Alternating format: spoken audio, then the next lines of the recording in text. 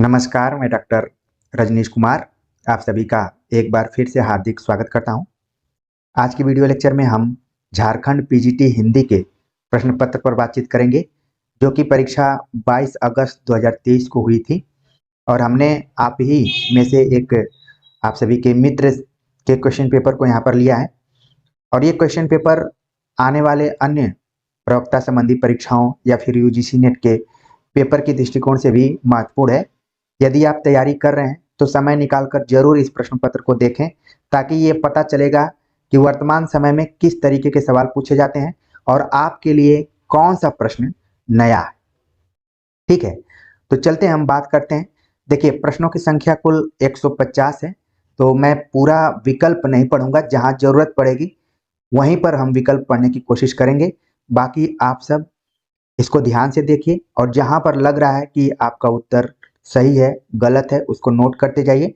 हमने अपने हिसाब से पूरे क्वेश्चन पेपर को देखा, 150 सवालों को देखा, और उसमें से बहुत सारे ऐसे सवाल हैं जिनके उत्तर गलत भी मिले हुए हैं और इसमें मात्रात्मक त्रुटियां भी कई जगहों पे हैं। ठीक है, तो ये भी हमें ध्यान रखना है कि अगर इसको आधार बनाएंगे तो गलत होने वाले प्रश्नों की संख्या कुछ ज्यादा ही हो जाएगी। तो देखिए, यहाँ पर एक ही साथ दो दो क्वेश्चन दिया गया है, मतलब एक ही प्रश्न दो बार दिया गया है। क्वेश्चन नंबर 1 आप देख रहे होंगे, तो राजभाषा अधिनियम कब से लागू हुआ, और नीचे भी दिया गया है राजभाषा अधिनियम कब से लागू हुआ। तो हम एक ही को पढ़ते हैं, नीचे वाले को। राजभाषा अधिनियम कब से लागू हुआ? ऑप्शन में 26 जनवरी 1955, 1966, 1953 दिया गया है, और ऑप्शन दिया गया कि विकल्पों में से कोई नहीं। तो इसका सही जवाब आयोग ने माना है कि ऑप्शन डी है। नीचे इसका आंसर भी दिया गया है। ठीक है, आंसर तो दे दिया गया है कि विकल्पों में से कोई नहीं, लेकिन आपके मन में आ रहा होगा कि आखिरकार इसका सटीक जवाब क्या होना चाहिए था। तो 26 जनवरी 1963 को राजभाषा अधिनियम बनाया गया और इसको 1965 में लागू किया गया। यहाँ पर 1965 हमें ध्यान में रखना है। ठीक है, तो इसका अगर ऑप्शन में 1965 होता तो शायद इसका सही जवाब डी और क्लियर होता। ठीक है, चलते हैं आगे, बात करते हैं। अगला प्रश्न है कि संविधान ने हिंदी को क्या कहा है? तो तुरंत आपके मन में आ गया होगा कि इसका सही जवाब है ऑप्शन बी। ठीक है, अनुच्छेद 343(1) के अंतर्गत ये सारी बातें कही गई हैं कि संविधान में हिंदी को राजभाषा के तौर पर देखा जाएगा, और इसकी लिपि देवनागरी की भी बात की गई है। अगला प्रश्न पूछा गया है कि झारखंड की भाषाओं और बोलियों के वर्गों का नाम बताएं। तो इसमें ऑप्शन दिया गया है और बोला गया कि विकल्पों में से सभी हैं, यानी कि झारखंड की भाषाओं और बोलियों के वर्गों के नामों में ऑस्ट्रो एशियाटिक भाषा परिवार, द्रविड़ भाषा परिवार, इंडो आर्यन भाषा परिवार सभी शामिल हैं। इस तरीके से इसका सही जवाब हो गया ऑप्शन डी। अगला प्रश्न है, उद्धव प्रति सब कहीं श्याम जू अपने मन की प्रीत सूरदास कृपा करी पठय यह सकल ब्रज रीत। अब यहाँ पर ब्रज रीति शब्द को ध्यान में रखते हुए सवाल पूछा गया कि इसका मतलब क्या है, इसका अर्थ क्या है। तो इसका अर्थ है ब्रज की नीति। ठीक है, ब्रज की जो नीतियां हैं, ऑप्शन ए इसका सही जवाब है। ऑप्शन में और भी दिया गया है, आप देख रहे हैं कि दो ऑप्शन सेम टू सेम दिए गए हैं, ब्रज की पद्धति, ब्रज की पद्धति। तो इस प्रश्न को भी आप एक तरीके से ऑब्जेक्शन वाले में शामिल कर सकते हैं। क्वेश्चन नंबर नोट कर लीजिए 4 है। ठीक है, दो विकल्प एक ही ढंग के हैं, तो इस तरीके से जो भी पेपर बनाया हुआ है बहुत ज्यादा गंभीरता से इस चीज को नहीं देख पाया है। अगला प्रश्न है, यानी कि 5वां प्रश्न। ये भी पंक्तियां दी गई हैं इसमें से, और सवाल पूछा गया कि संवाद किसके किसके बीच में है। धीरज धरेऊं कु अवसर जानी, सहज सुहृद बोली मृदुबानी, तात तुम्हारी मातु बैदेही, पिता राम सब भांति सनेही। अब ये संवाद किसके किसके बीच में है? तो सही जवाब इसका कि सुमित्रा लक्ष्मण जी से ये बात कह रही हैं। ठीक है, तो ऑप्शन ए इसका सही जवाब है। अगला प्रश्न है 6ठा प्रश्न, कौन तुम संस्कृति जलनिधि तीर तरंगों से फेंकी मणि एक, कर रहे निर्जन का चुपचाप प्रभा की धारा से अभिषेक। तो इस पंक्तियों को देखने के बाद ही आपको लग गया होगा कि ये सभी पंक्तियां जयशंकर प्रसाद की कामायनी से ली गई हैं। ठीक है, आपके पाठ्यक्रम में भी ये रहा है, तो ऑप्शन ए इसका सही जवाब होगा। अगला प्रश्न है कि पंक्ति पूरा करें। देख रहे हैं कि अलग अलग पैटर्न के दृष्टिकोण से सवाल यहाँ पर पूछे गए। तो पंक्ति दी गई है कि पीयूष स्रोत सी बहा करो और रिक्त स्थान दिया गया है के सुंदर समतल में। यानी इस प्रश्न का सही जवाब तभी आप दे पाएंगे जब ठीक से इन पंक्तियों को आप समझे रहेंगे, याद किए रहेंगे। इसके पहले है कि नारी तुम केवल श्रद्धा हो, ठीक है, और फिर नीचे ये दे दी गई पंक्ति पीयूष स्रोत सी बहा करो जीवन के सुंदर समतल में। तो सही जवाब क्या हो गया? ऑप्शन बी हो गया, यहाँ पर दिया भी गया है। अगला प्रश्न है कुरुक्षेत्र रचना का साहित्यिक प्रकार क्या है? कुरुक्षेत्र रचना का साहित्यिक प्रकार क्या है? आमतौर पर खंड काव्य, महाकाव्य, मुक्तक काव्य, इस तरीके से क्वेश्चन बनते हैं, लेकिन यहाँ पर देखिए प्रश्न को थोड़ा सा चेंज किया गया है और इसका सही जवाब हो गया कि ये विचारात्मक काव्य है। और इसमें क्या विचारात्मक क्यों है? इसका कारण ये हो गया कि इसमें भीष्म और युधिष्ठिर के बीच में संवाद है। जब मैं लिख रहा हूं तो कई विद्यार्थी कमेंट्स करते हैं कि आपकी राइटिंग ठीक नहीं है, तो उनको मैं बता दूं कि पेन से कागज पे लिखना अलग होता है, लेकिन यहाँ पर हम एक टैब का प्रयोग कर रहे हैं जिसमें मुझे बहुत ज़्यादा प्रैक्टिस नहीं है, फिर भी मैं उनके सलाह को ध्यान में रखता हूँ। वैसे मेरी राइटिंग अपने समय में बड़ी अच्छी राइटिंग थी, लेकिन अब धीरे धीरे अभ्यास छूटने की वजह से वो हो गया है। ठीक है, लेकिन आप देखिए यहाँ पर क्वेश्चन 8 जो दिया गया है, इसका सही जवाब हो गया ऑप्शन बी। अगला प्रश्न है कि मैला आंचल के लिए किसे पद्मश्री से सम्मानित किया गया? तो मैला आंचल का जब भी जिक्र होगा तुरंत नाम आ जाएगा फणीश्वरनाथ रेणु, यानी कि बी ऑप्शन सही है।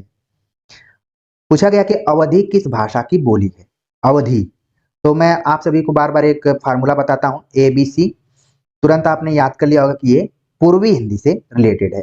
ठीक है, अवधि का संबंध पूर्वी हिंदी से है। पूर्वी हिंदी में 3 बोलियां शामिल हैं, अवधि, बघेली और छत्तीसगढ़ी। अगला प्रश्न है भक्त सर्वस्व के रचयिता कौन है? भक्त सर्वस्व के रचयिता कौन है? सही जवाब हो गया भारतेंदु हरिश्चंद्र। अगला प्रश्न बड़ा अच्छा प्रश्न यहाँ पर पूछा गया है कि मैथिली शरण गुप्त की कौन सी रचना महाभारती यानी कि महाभारत पात्रों, प्रसंगों व उपाख्यानों पर आश्रित काव्य नहीं है? ऑप्शन दिया गया है नहुष, विकट भट्ट, तिलोत्तमा, जय भारत। तो इसका सही जवाब है ऑप्शन बी विकट भट्ट, जो कि जोधपुर के राजपूत घरानों पर ये रचना है। ठीक है, तो इस तरीके से आप देख रहे हैं कि ये महाभारत पर नहीं है, बाकी और जो भी रचनाएं दी गई हैं सब महाभारत पर आधारित हैं। अगला प्रश्न है हिंदी भाषा के लिए किस लिपि का प्रयोग किया जाता है? तो इसको तो आंख बंद कर तुरंत बता देंगे कि देवनागरी।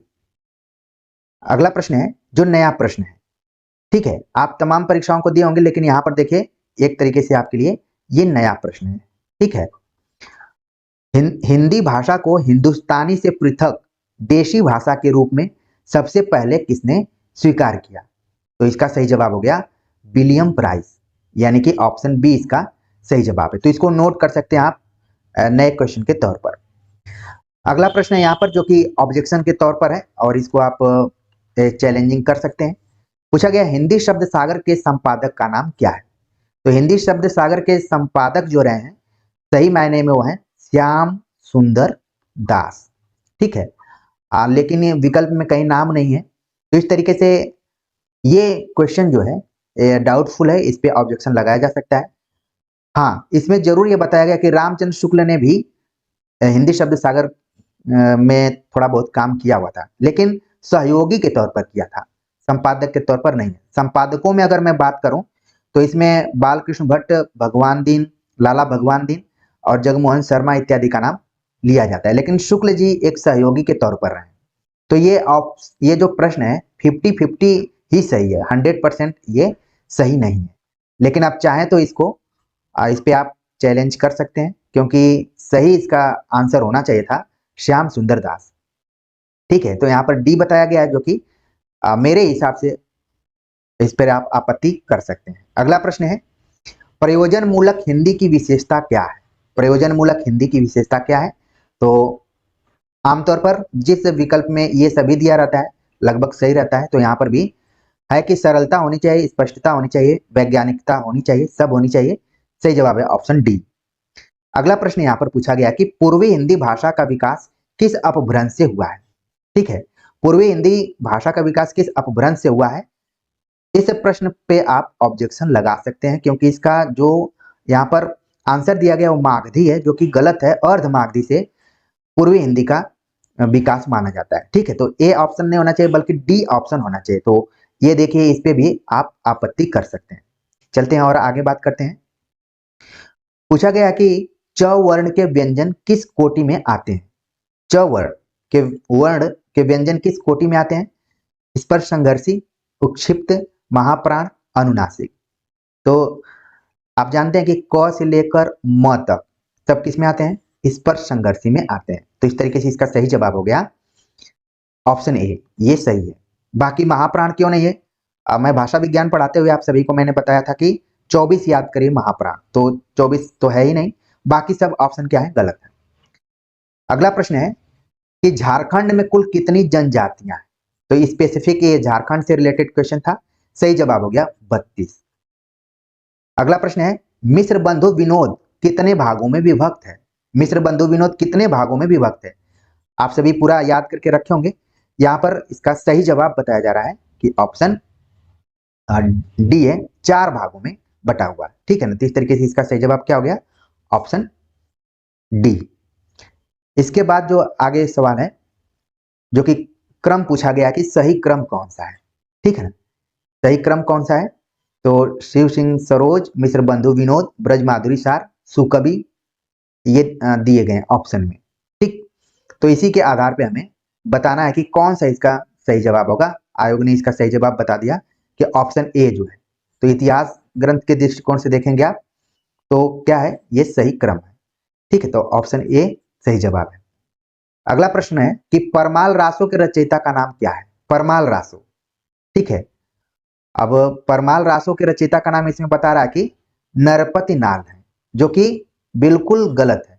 ठीक है, इसको भी आप ऑब्जेक्शन के तौर पर देख सकते हैं। परमाल रासो, जिसको कि हम आल्हा खंड भी कहते हैं। ठीक है, और ये किसकी रचना है, जगनिक की है। परमाल रासो किसकी रचना है, जगनिक की हो गई। तो ऑप्शन सी यहां पर होना चाहिए था, लेकिन इसको डी दे दिया गया है।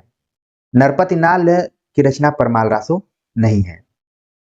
अगला प्रश्न है कि पंक्ति दी गई है तुलसीदास की, मात पिता जग जाई तज्यो विधियो, न लिखियो कुछ भाल भलाई। ये पंक्ति किस ग्रंथ से ली गई है। तो सही जवाब हो गया कवितावली। ठीक है, मात पिता जग जाई तज्यो विधु न लिखियो कुछ भाल भलाई। ऑप्शन डी इसका सही जवाब है। अगला प्रश्न है कि इश्क नामा के रचयिता कौन है। और ये एक तरीके से रीतिकाल की कवि रचना है, इश्कनामा। ठीक है, सही जवाब हो गया बोधा, ऑप्शन सी। अगला प्रश्न है कि जयशंकर प्रसाद की रचनाओं का प्रकाशन काल की दृष्टि से सही अनुक्रम कौन सा है। तो इसमें दिया गया है झरना, आंसू, लहर, कामायनी। सही जवाब हो गया ऑप्शन ए। ठीक है, ये पूरा क्रम इसका सही है। बाकी आप ईयर इत्यादि तुरंत आपके मन में आ गया होगा कि 1918, 1925, 1933, 1935, ये सब आ गया होगा। अगला प्रश्न पूछा गया कि गजानन माधव मुक्तिबोध का काव्य संग्रह चांद का मुंह टेढ़ा किस वर्ष प्रकाशित हुआ। सही जवाब हो गया 1964, बी ऑप्शन हो गया। नव जागरण का सर्वाधिक प्रभाव किस साहित्य पर पड़ा। नव जागरण, तो सही जवाब हो गया बांग्ला साहित्य पर, ऑप्शन ए इसका सही जवाब है। बोलती प्रतिमा, अब यहां पर बोलती प्रतिमा के रेखा चित्र कौन है, रेखा चित्रकार कौन है। तो इसका सही जवाब हो गया श्री राम शर्मा, ऑप्शन ए इसका सही जवाब है। पूछा गया कि निम्न संस्मरणों में राहुल साकृत्यायन का संस्मरण नहीं है, और 4 विकल्प दिए गए हैं। उसमें जो सही जवाब यहां पर दिया गया कि ऑप्शन डी है, भूले हुए चेहरे। बल्कि यहां पर होना चाहिए था, इसको ऑब्जेक्शन के रूप में आप नोट कर सकते हैं। यहां पर होना चाहिए था भूले बिसरे चेहरे। बिसरे शब्द रहता तो ज्यादा बेहतर हो जाता।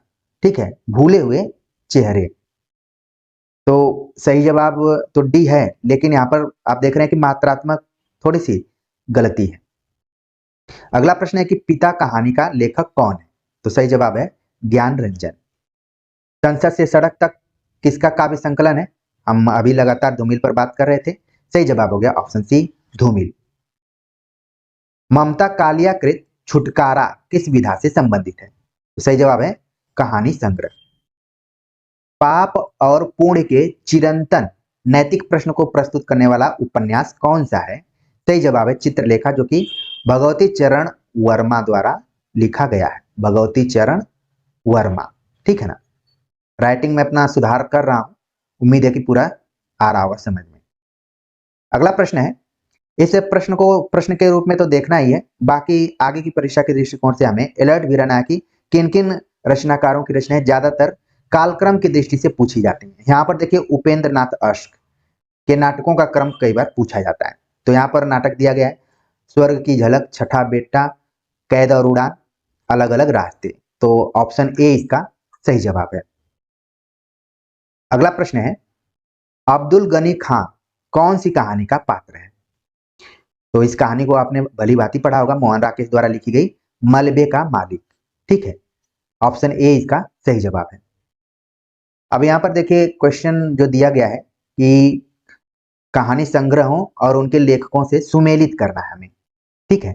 और जब यहाँ पर हम देख रहे हैं तो जो ऑप्शन दिया गया है उसके ऊपर हम मिलाने के लिए ए बी सी डी लिख लेते हैं, जिससे कि तुरंत हम मिला सकते हैं। नीचे में हम देख लेते हैं, ठीक है, इसको मिला सकते हैं ऐसे करके। अब इसमें ऑप्शन दिया गया सही जवाब बी, तो हम देखते हैं कि बी किस तरीके से सही हुआ। यहाँ पर ए बी सी डी लिख लेते हैं। अब भोला राम का जीव, ठीक है, तो तुरंत भोला राम का जीव आएगा तो आ जाएगा हरिशंकर परसाई। परिंदे की बात आएगी तुरंत आएंगे निर्मल वर्मा। इसके बाद अगर मान लीजिए दोनों रचनाएं आपके लिए नहीं हो तो यहाँ से आप पता कर सकते हैं कि कौन किसकी रचना है। जैसे तलाश हो गई कमलेश्वर की और रजनी हो गई मन्नू भंडारी की। रजनी को हमने एनसीईआरटी में भी देखा था, ठीक है। और कहानी यह सच है, ठीक है। मेन हमको हमारे दृष्टिकोण से ये होना चाहिए था यही सच है, ठीक है ना। तो लेकिन यहाँ पर रजनी दिया हुआ है, मन्नू भंडारी से इसको जोड़ सकते हैं। सही जवाब हो गया बी।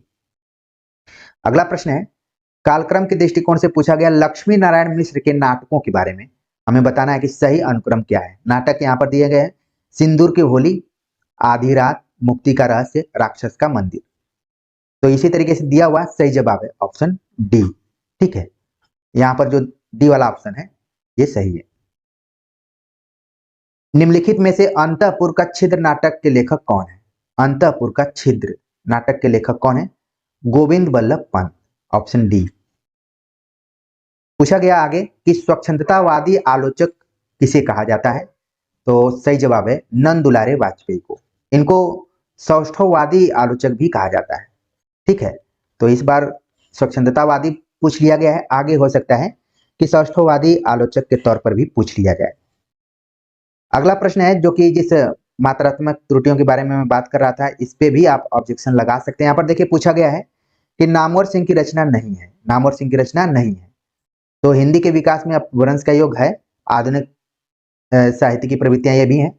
आप देख रहे हैं कि दो किताबों को इसमें मिक्स कर दिया गया है। छायावाद उनकी अलग एक किताब है और इतिहास और आलोचना अलग किताब है, लेकिन ऑप्शन में इन दोनों को दे दिया गया है। इतनी मतलब जल्दीबाजी आप देख रहे हैं क्वेश्चन पेपर बनाने में है। सही जवाब तो है डी, प्रगति और परंपरा, जो कि राम विलास शर्मा द्वारा लिखी गई आलोचनात्मक पुस्तक है, ठीक है। चलिए आगे बात करते हैं। इस पे आप ऑब्जेक्शन लगा सकते हैं क्योंकि विकल्प ही यहाँ पर दो दो किताबों का नाम एक ही में दे दिया हुआ है, इतने भी अगंभीरता नहीं होनी चाहिए थी। अगला प्रश्न है कि निम्नलिखित में से कौन रघुवीर सहाय रचनाओं के बहाने एक स्मरण इस रचना के लेखक हैं? रघुवीर सहाय रचनाओं के बहाने एक स्मरण किसने लिखा हुआ है? सही जवाब है मनोहर श्याम जोशी, ऑप्शन डी। अब देखिएगा मजेदार बात यहाँ पर, जो क्वेश्चन नंबर 42 है इसको भी आप ऑब्जेक्शन में डाल सकते हैं, क्योंकि जब तक ऑब्जेक्शन में डालेंगे नहीं पेपर बनाने वाले ऐसे ही गलत सलत लिखते रहेंगे। सवाल पूछा गया वेद देवता नहीं है के लेखक कौन है? अभी तक मैंने इतना पढ़ा, लेकिन सेठ राजेंद्र यादव मैंने कभी नहीं पढ़ा। राजेंद्र यादव बल्कि मैं पढ़ता था, आप लोग भी पढ़े होंगे। सही जवाब तो इसका ए है, लेकिन यहाँ पर ऑप्शन में देखिए जो मन में आ रहा है वही लिख दिया जा रहा है, ठीक है ना। तो देखते रहिए, आगे चलते हैं और बात करते हैं। गद्य कवियों व लेखकों की कसौटी है, प्रस्तुत कथन कौन से विद्वान का है? तो गद्य कवियों या लेखकों की कसौटी है, ये हो गया आपका ऑप्शन ए रामचंद्र शुक्ल। अगला प्रश्न है जो कि नया प्रश्न है, पूछा गया भारतेंदु हरिश्चंद्र द्वारा रचित जीवनी या जीवनियां कौन सी हैं। तो इसमें जयदेव, रामानुज, लॉर्ड मेयो, इन तीनों पर भारतेंदु हरिश्चंद्र ने जीवनी लिखी है, अकबरनामा पर नहीं लिखी। तो इस तरीके से इसका जो सही जवाब हो गया ऑप्शन बी हो गया। अगला प्रश्न है, यहां पर भी देखिए गलत लिखा गया है, इसीलिए मैं बार बार बोल रहा हूं कि ऑब्जेक्शन करना बहुत ज्यादा जरूरी है, मजाक बनाकर रख दिया गया है। राजेंद्र नाम नहीं है, बल्कि जिससे सवाल पूछा जा रहा है उनका नाम है रणेंद्र। ठीक है, रणेंद्र का कौन सा उपन्यास मुंडा जनजाति पर केंद्रित है। ग्लोबल गांव का देवता आपने पढ़ा होगा, उन्हीं का है गायब होता देश। सही जवाब है ऑप्शन डी। अगला प्रश्न है, आदमी नाटक के नाटककार कौन है। आदमी नाटक के नाटककार कौन है। सही जवाब हो गया द्वारिका प्रसाद, ऑप्शन सी। आधुनिक हिंदी साहित्य के पितामह के रूप में किसे जाना जाता है। सही जवाब हो गया भारतेंदु हरिश्चंद्र। भारत दुर्दशा नाटक के दूसरे अंक में किसके द्वारा गाया जाता है। भारत दुर्दशा नाटक के दूसरे अंक में किसके द्वारा गाया जाता है। सही जवाब हो गया भारत, ऑप्शन ए। स्कंदगुप्त नाटक का रचना काल है। सही जवाब हो गया 1928, ऑप्शन ए सही है। यहां पर देखिए आपको ऑब्जेक्शन करना पड़ेगा, क्योंकि यहां पर जो सही जवाब दिया गया है, ऑब्जेक्शन वाले राइटिंग पर आप लोग मत जाइएगा, क्योंकि जो है इसको मैं अगर चुन कर लिखना शुरू करूंगा तो बहुत टाइम लगेगा। स्कंदगुप्त नाटक की कथा कुल कितने अंकों में विभाजित है। इसका देखिए जवाब दिया हुआ है ऑप्शन सी, ये क्या है, गलत है। स्कंदगुप्त नाटक कुल 5 अंकों में है। तो इस पे आप क्या कर सकते हैं, ऑब्जेक्शन कर सकते हैं। ठीक है, अगला प्रश्न है, आषाढ़ का एक दिन, आषाढ़ का एक दिन का नायक कौन है। सही जवाब हो गया कालिदास। आगे और है, किससे कालिदास को लिखने की प्रेरणा मिलती है। मल्लिका से। सही जवाब है ऑप्शन ए। पूछ लिया गया, कालक्रम की दृष्टि से प्रेमचंद के निम्नलिखित उपन्यासों का सही अनुक्रम है। प्रेमाश्रम, सेवा सदन, रंगभूमि, निर्मला दिया गया है। अब हमें सही अनुक्रम बताना है। तो मान लीजिए कि जिसमें सेवा सदन पहले रहेगा वही सही होगा। सही जवाब है। लेकिन इसमें आपको देखना पड़ेगा, इस क्वेश्चन पे आप ऑब्जेक्शन लगा सकते हैं, क्योंकि हम इसके प्रकाशन वर्ष को देखें तो सेवा सदन का प्रकाशन हुआ 1918, प्रेमाश्रम का हुआ 1922, निर्मला का 1927 है, और रंगभूमि का 1925 है। तो इस तरीके से आप देख रहे हैं कि कोई ऐसा ऑप्शन नहीं है जो कि सही हो। डी भले माना जा रहा है, लेकिन यहाँ पर इसका ऑप्शन सही नहीं दिख रहा है। इस पे ऑब्जेक्शन किया जा सकता है, इन प्रश्नों को हटाना पड़ेगा। ठीक है ना, आप लोग अपने आईक्यू लेवल से जरूर लगाए होंगे, लेकिन देख रहे हैं यहाँ पर कि क्रम नहीं सही है, जो जिस हिसाब से मैंने बताया हुआ है। अगला प्रश्न है, होरी प्रेमचंद के किस उपन्यास का पात्र है। तो इसको तो आंख बंद करके आपको बता देना है कि गोदान।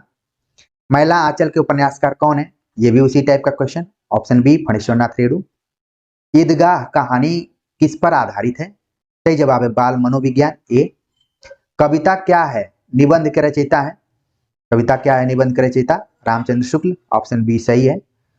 ओकार बहुला के अंतर्गत कौन सी बोलियां या फिर भाषाएं समावेशित की गई हैं। तो ओकार बहुला, सही जवाब है ऑप्शन ए ब्रज, बुंदेली और कन्नौजी। कन्नौजी भी आप देख रहे हैं कि किस हिसाब से लिखा गया है। कन्नौजी इस तरीके से नहीं लिखा जाना चाहिए था, ऐसे लिखा जाना चाहिए था। तो वही है, देखते जाइए। आगे है कि श्रुति सम्मत हरि भक्ति पथ संयुत विरत विवेक, ये पंक्तियां तुलसीदास की किस रचना में। सही जवाब हो गया रामचरितमानस, ऑप्शन ए इसका सही जवाब है। यहाँ पर सवाल पूछा गया कि चंदन बाला रास के रचनाकार कौन है। तो चंदन बाला रास के रचनाकार हैं कवि आसिग। ठीक है, ऑप्शन बी। कई जगहों पे देखेंगे कि आसगु कवि लिखा हुआ है अलग अलग किताबों में, यहाँ पर आसिगु लिख दिया है। तो ये भी देखना जरूरी है कि कौन शब्द सही है कौन गलत है, नहीं तो इसको भी ऑब्जेक्शन कर किया जा सकता है। देवनागरी लिपि का सर्वप्रथम प्रयोग कहाँ हुआ था। सही जवाब है जय भट्ट के शिलालेख में। शुक्ल जी का इतिहास पढ़ेंगे तो वहां पर भी इसका जिक्र हुआ है। अगला प्रश्न नए ढंग से पूछा गया कि प्रयाग की हिंदी संस्था कौन सी है। तो सही जवाब है हिंदी साहित्य सम्मेलन, जो कि 1910 में स्थापित हुई थी प्रयाग में।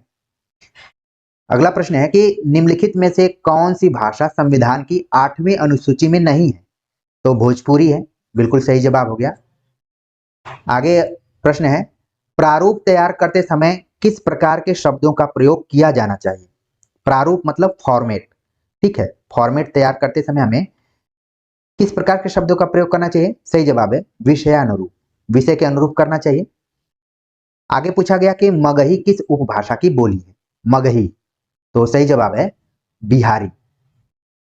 आगे जो प्रश्न दिया गया है, हिंदी में मिलावट नहीं खपती और उसका व्याकरण नियमबद्ध है, यह किसने कहा है? सही जवाब है इसका सही जवाब है अमीर खुसरो ने कहा है। आचार्य शुक्ल ने नहीं कहा बल्कि अमीर खुसरो ने कहा है। इसको आप ऑब्जेक्शन के तौर पर लगा सकते हैं। और आपके मन में आ रहा होगा कि सर इसका हमें प्रमाण कहां से मिलेगा?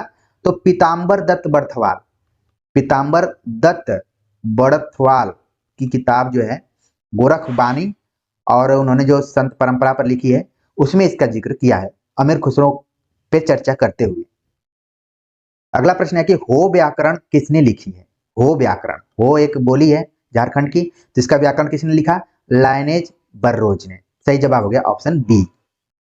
सुमेलित करने वाला प्रश्न आ गया, ठीक है। तो हमें बताना है कि इसका सही जवाब क्या हो सकता है। इतिहास ग्रंथों का ही नाम दिया गया है। देखिए रामचंद्र शुक्ल को भी शुक्ल लिखा हुआ है, और जितने लोग शुक्ल होंगे शायद इस शब्द को देखकर प्रसन्नता न हो, दुख पहुंचता है ऐसे शब्दों को, क्योंकि अगर ये दूसरा विषय कोई रहता, हिंदी नहीं रहता, तो नहीं इतना दिक्कत होती। हम हमेशा हिंदी दिवस मनाते हैं, सब कुछ मनाते हैं, लेकिन अपनी गलतियों को बिल्कुल सुधार नहीं कर रहे हैं। आचार्य रामचंद्र शुक्ल, इसमें इतिहास हमें तुरंत मिला देना पड़ेगा। आईवी, ए का आईवी जो अगर सही होगा, सही जवाब हो गया ए का आईवी। हम देख रहे हैं कि ए का आईवी दो दो जगह पे है, तो सही जवाब इसका यहाँ पर ए दिया गया है, यानी कि एक और मिला लेते हैं। हजारी प्रसाद द्विवेदी का हो गया हिंदी साहित्य की भूमिका, यानी कि बी का एक यहाँ पर भी है। और इसके बाद राम कुमार वर्मा का हिंदी साहित्य का आलोचनात्मक इतिहास भी, और फिर हो गया गणपति चंद्रगुप्त का वैज्ञानिक इतिहास। तो ये कुल मिलाकर सही जवाब हो गया ऑप्शन ए। अगला प्रश्न है कि निम्नलिखित में से कौन सी भर्तृहरि की रचना नहीं है? देखिए हिंदी के पेपर में संस्कृत से कुछ कुछ सवाल उठाए गए हैं, लेकिन हो सकता है कि भर्तृहरि को हिंदी में भी थोड़ा बहुत कहीं कहीं इसका जिक्र आया हुआ है। कौन सी रचना नहीं है? भर्तृहरि शतकों के लिए जाने जाते हैं, तो पूरी रचना है। जो बी ऑप्शन है, यानी बी ऑप्शन प्राण सांकली, भर्तृहरि की रचना नहीं है, बल्कि ये रचना है चौरंगी नाथ। और आपको याद आ गया हो कि हमने चौरंगी नाथ को कहाँ पढ़ा है, ठीक है। नाथों के साहित्य के अंतर्गत चौरंगी नाथ को हमें पढ़ने का मौका मिलता है, जो नवनाथ है। अगला प्रश्न है कि महाराज रघुराज सिंह की रचना नहीं है। अब हमने इतने लोगों को पढ़ा, अब इसमें कुछ कुछ नए सवाल यहाँ पर हैं। महाराज रघुराज सिंह की रचना कौन सी नहीं है? सही जवाब है मैथिली रहस्य पदावली। बाकी जितनी भी रचनाएं सब उनकी रचनाएं हैं। चलिए अगला प्रश्न है, जो कि एक तरीके से देखा जाए तो नया प्रश्न है, इसको हमें ध्यान में रखना चाहिए। रचना और कवियों को सुमेलित करना है।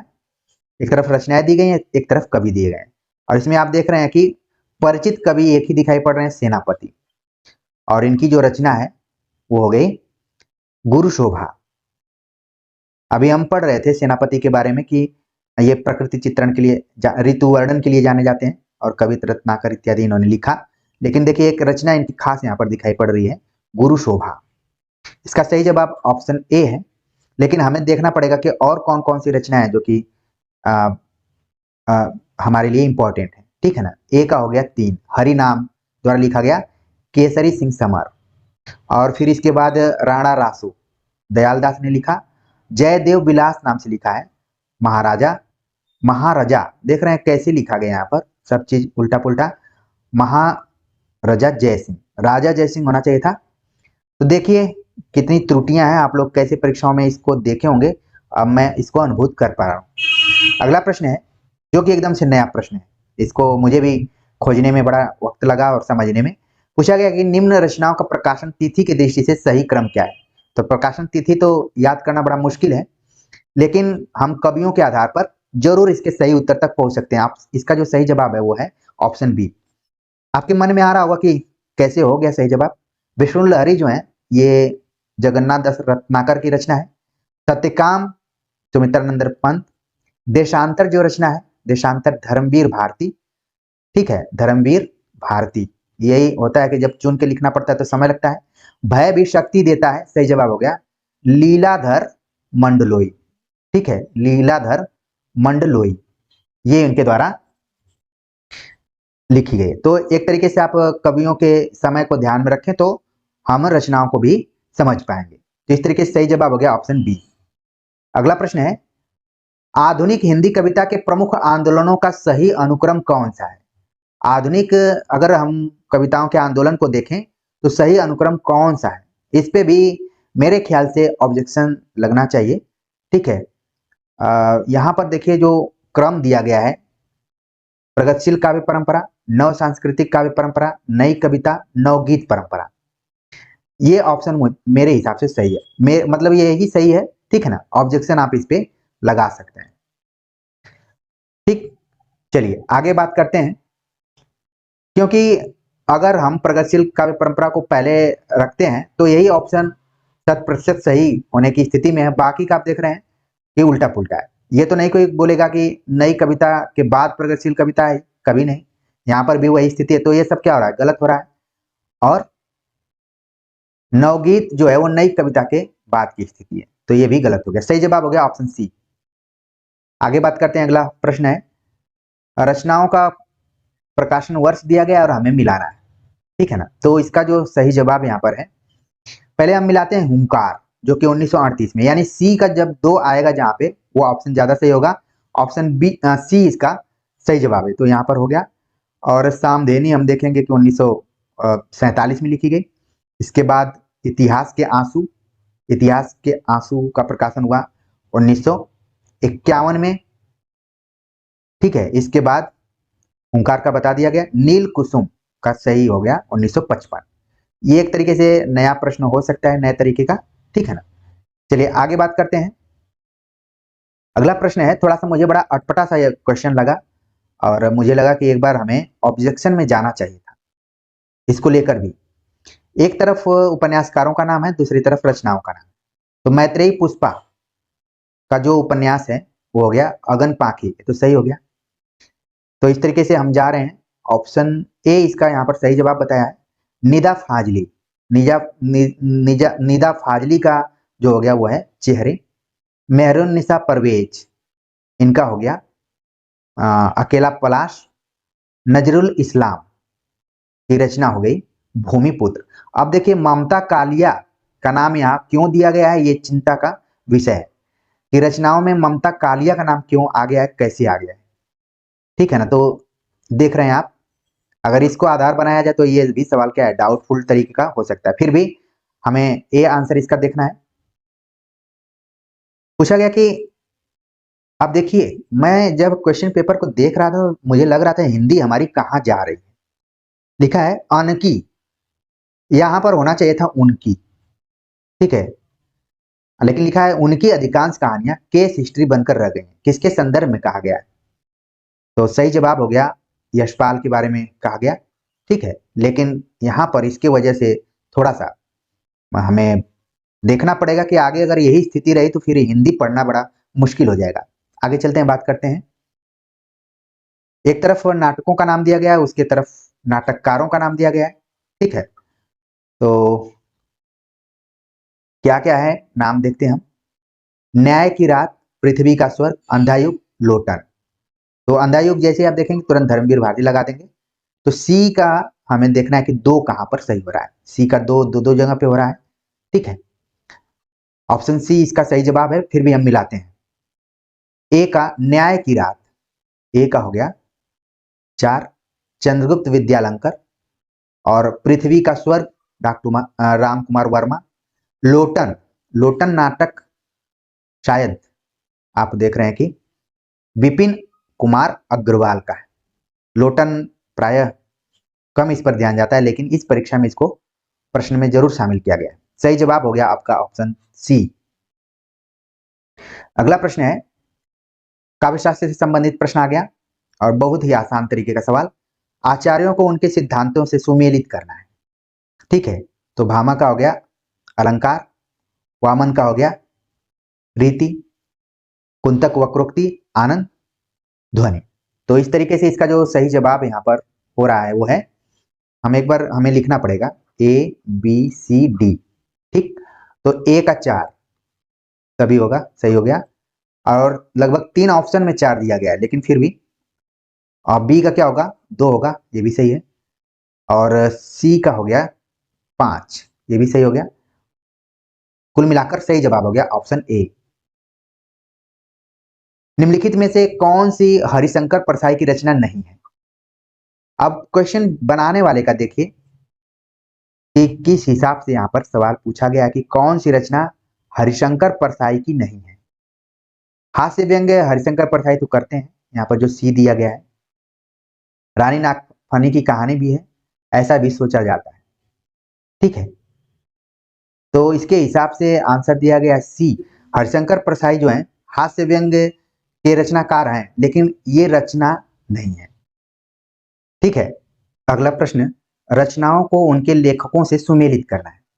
और यहाँ पर आप देख रहे हैं कि ये भी आपके लिए नया प्रश्न हो सकता है, क्योंकि इसमें जो रचनाएं दी गई हैं एक तरीके से नई नहीं है, और लेखकों का नाम भी आप देख रहे होंगे तो नया है, जैसे मनमोहन सहगल, प्रोफेसर कुमार विमल, सुरेश चंद्र सहल, धर्मपाल मैनी। ठीक है, धर्मपाल सैनी तो मैंने सुना था, लेकिन मैनी यहाँ पर आप देख रहे हैं। एक नाम जाना पहचाना है, डॉक्टर देवी शंकर अवस्थी, और इन्हीं की वजह से यहाँ पर आप सही जवाब तक पहुंच भी सकते हैं।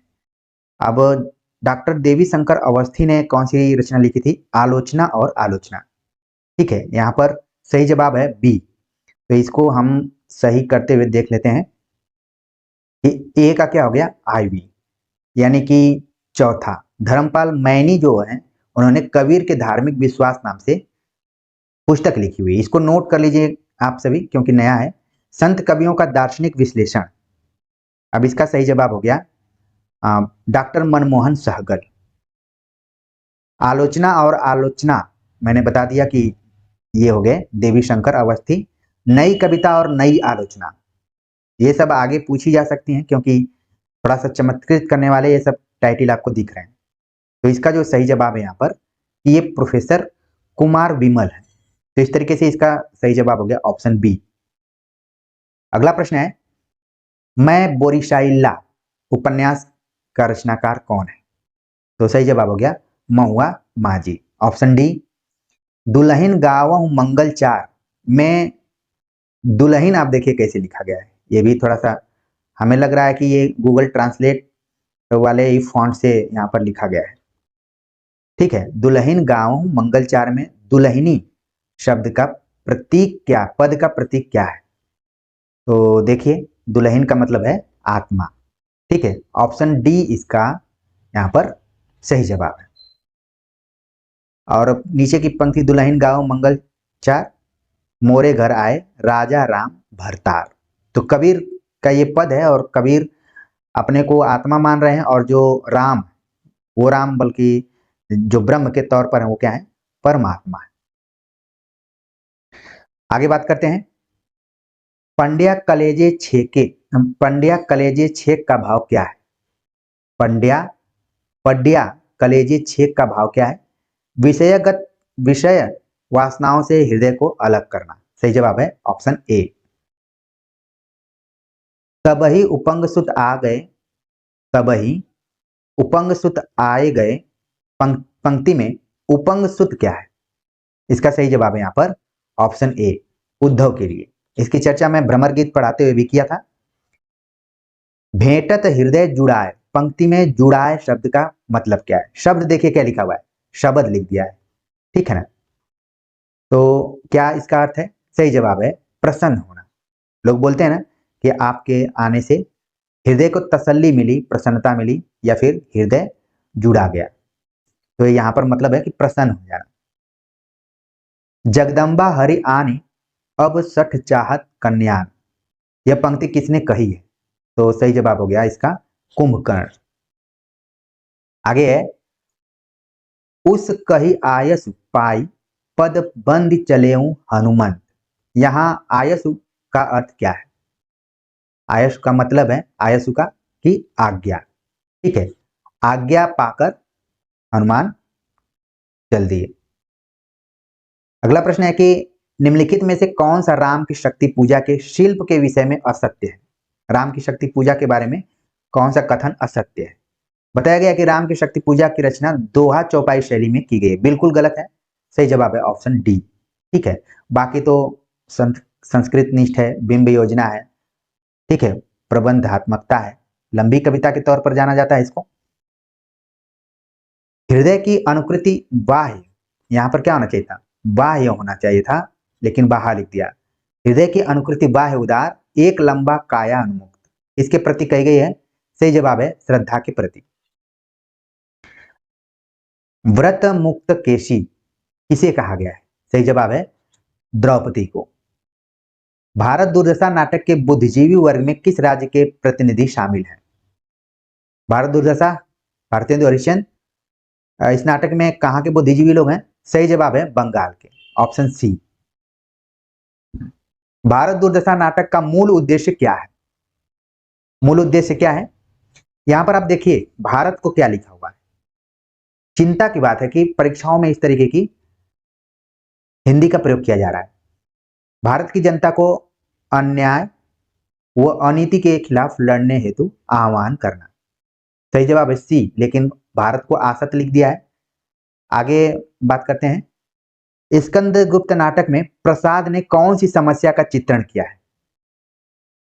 जितने भी विकल्प दिए गए हैं, विदेशी आक्रमण है, प्रेम का अंतर्द्वंद है, आंतरिक षड्यंत्र है, सभी है, तो इसको ध्यान रखिए, आगे की परीक्षा के लिए ध्यान रखिए।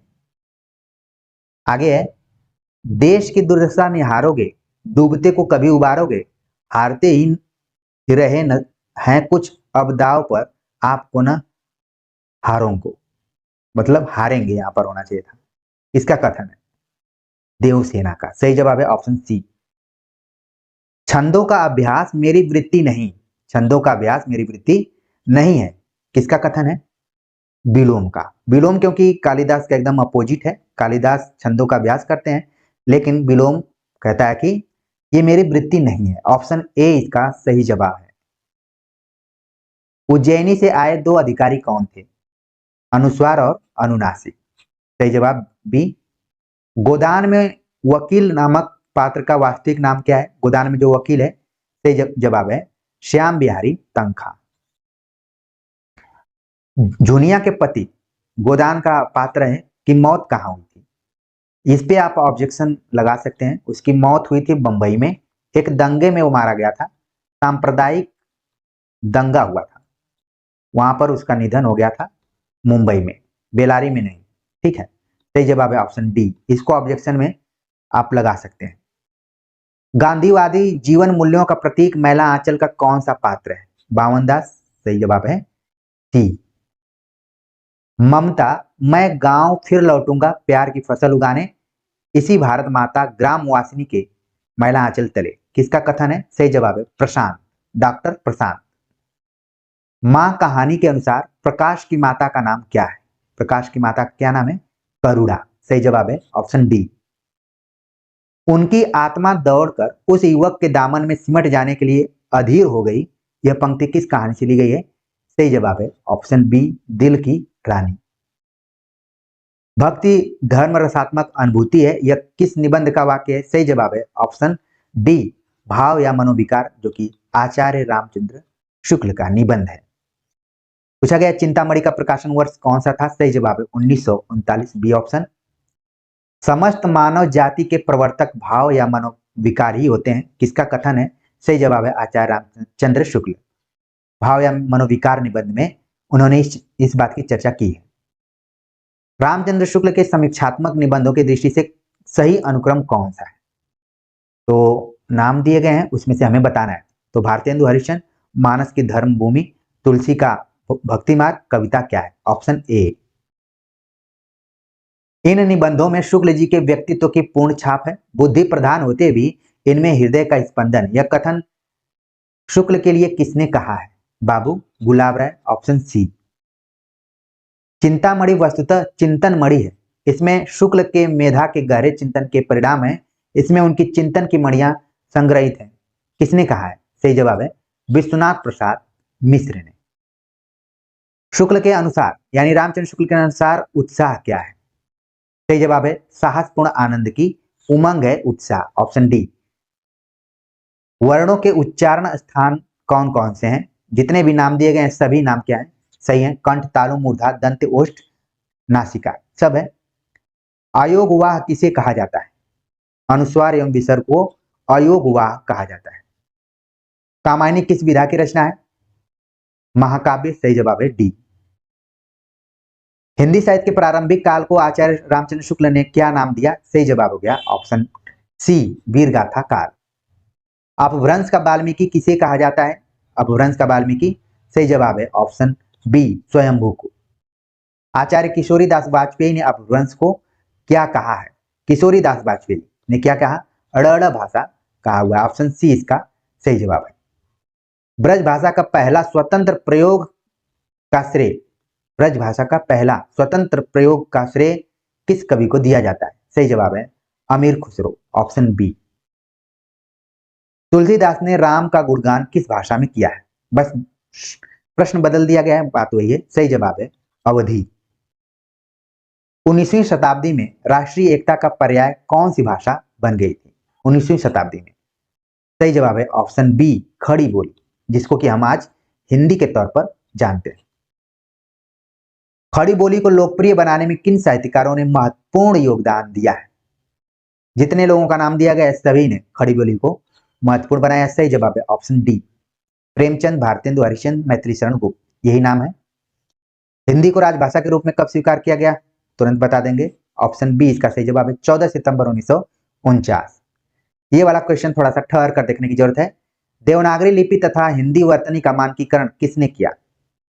तो केंद्रीय हिंदी निदेशालय ठीक किया है, ठीक है, ऑप्शन ए इसका सही जवाब है। इसकी स्थापना 1960 के आसपास में हुई थी। जनता और सरकार के बीच संवाद स्थापित करने या स्थापना के क्रम में जब दिक्कतें आई तो कंपनी सरकार ने क्या किया? बात उस समय की जा रही है जब यहाँ पर अंग्रेजों का शासन था। तो क्या किया उसने? अधिकारियों को हिंदी सिखाने की व्यवस्था की। इसीलिए सन 1800 ईस्वी में फोर्ट विलियम कॉलेज की उन्होंने स्थापना की और ये कॉलेज 1800 में कलकत्ता में स्थापित हुआ और बंद कब हुआ था? बहुत कम विद्यार्थी इसको जानते हैं, सन 1854 ईस्वी में। जो विद्यार्थी यहाँ तक धैर्य बना के सुन रहे होंगे उनके लिए एक नई जानकारी मिल गई। अगला प्रश्न है कि गांधी जी ने 1917 ईस्वी में भड़ौच में आयोजित गुजरात शिक्षा परिषद के अधिवेशन में राष्ट्रभाषा के लिए कितने लक्षण या शर्तें बताई? सही जवाब है 5, ऑप्शन डी।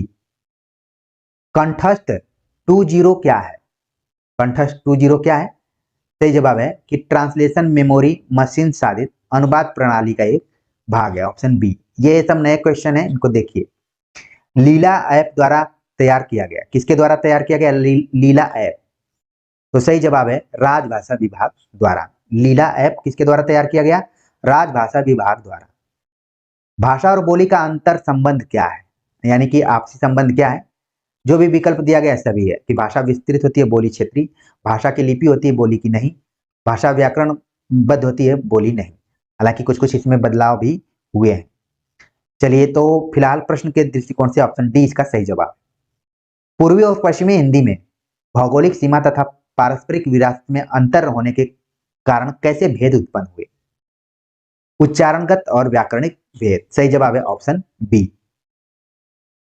हिंदी, नागरी, खोरठा, कुरमाली, पंचपर्णगनिया आदि किस भाषा परिवार में आते हैं? सभी विकल्प दिए गए हैं। देख रहे हैं आप कुछ क्वेश्चन यहाँ पर हैं कि जिनके यहाँ पर जो विकल्प दिए गए हैं सभी, ठीक है ना, लेकिन यहाँ पर इसका जो सही जवाब है वो ऑप्शन सी, इंडो आर्यन भाषा परिवार। हिंदी साहित्य के इतिहास लेखन की परंपरा की का सूत्रपात किसने किया? सही जवाब हो गया ऑप्शन बी, गारसा दत्तासी। आदिकाल में किस कवि ने अवहट भाषा में रचना की? सही जवाब है आदिकाल में, सही जवाब है अब्दुल रहमान, संदेश रासक। भक्ति काल हिंदी साहित्य का क्या माना जाता है? यहाँ पर नाम दिया गया है और एक ऑप्शन देखिए क्या लिखा हुआ है व्यर्थ का, बिल्कुल गलत, पूर्व मध्यकाल।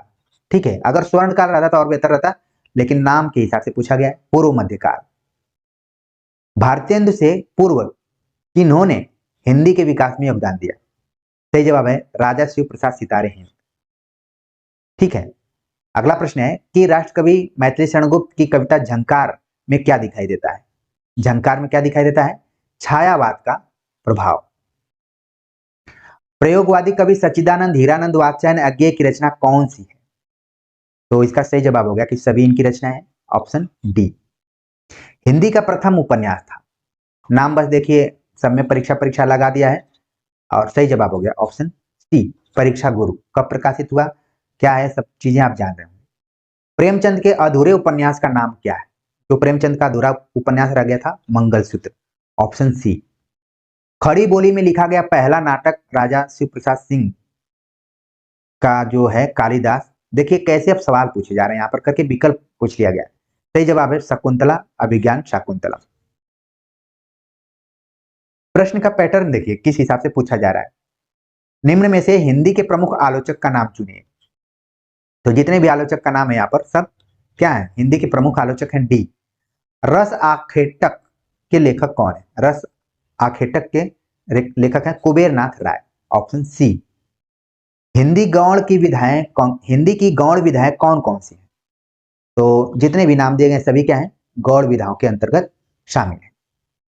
झारखंड के हिंदी भाषा साहित्य में रामचीत सिंह बल्लभ द्वारा लिखा गया उपन्यास कौन सी है? देखिए वाक्य विन्यास में भी बड़ा टिटिम्मा है। सही जवाब है राजपूती शान। ये सब हमारे लिए भी नए हैं, आपके लिए भी है, नोट कर लीजिए। कबीर ग्रंथावली में साखी का प्रथम अंग कौन सा है? कबीर ग्रंथावली जो कि श्याम सुंदर दास द्वारा संपादित है, उसे ग्रंथावली में हमें बताना है कि प्रथम अंग कौन सा है। सही जवाब है गुरुदेव कौ अंग। अगला प्रश्न है कि दो लागी शायर जलिया, पंखी बैठ आए, दाधी देह न पालवे, सतगुरु गया लगाए। इसमें पंखी का मतलब क्या है? ठीक है, पंखी का जो यहाँ पर अर्थ दिया गया है वो है पक्षी, ऑप्शन ए इसका सही जवाब है। सूरदास के भ्रमर गीत सार में श्री कृष्ण किसे संदेश वाहक के रूप में भेजते हैं? सही जवाब है उद्धव, यानी ए। रामचरितमानस किस भाषा में लिखी गई है? अब हो गया अवधि, ऑप्शन बी। राम की शक्ति पूजा मानव मन का क्या है? अंतर्द्वंद है। ठीक है, सही जवाब हो गया ए। सरोज स्मृति का रचना काल क्या है? 1935। सही जवाब हो गया बी। कवि निराला के द्वारा सरोज स्मृति कविता कब लिखी गई? जब उनकी पुत्री का निधन हुआ था। तो यहाँ पर हमें बताना है ऑप्शन ए, उनकी पुत्री की मृत्यु पर, इसीलिए इसको शोक गीत के रूप में भी जानते हैं।